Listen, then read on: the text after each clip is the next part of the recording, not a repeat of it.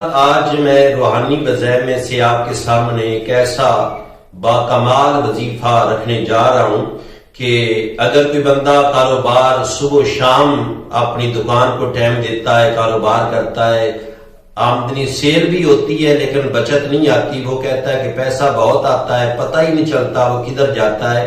یا بندہ کھیتی باڑی کرتا ہے، بڑی محنت کرتا ہے لیکن اس کو وہ کوئی پیسے کا پتہ نہیں چلتا، بچت نہیں آتی، ان کے لیے بہترین وظیفہ ہے اگر اللہ تبارک و تعالیٰ کا یہ صفاتی نام یا رقیب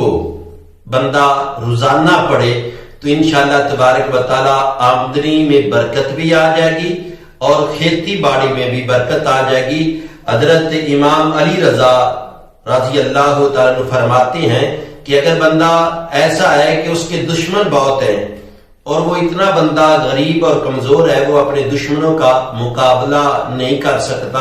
دشمن اس کے قوی اور طاقتور ہے، وہ بندہ غریب ہے، کمزور ہے، وہ دشمنوں کا مقابلہ نہیں کر سکتا، وہ ہر نماز کے ادا کرنے سے پہلے 7 مرتبہ یا رقیب پڑھ لے تو انشاءاللہ تبارک و تعالی اس کے دشمن خود ہی ذلیل و خوار ہو جائیں گے۔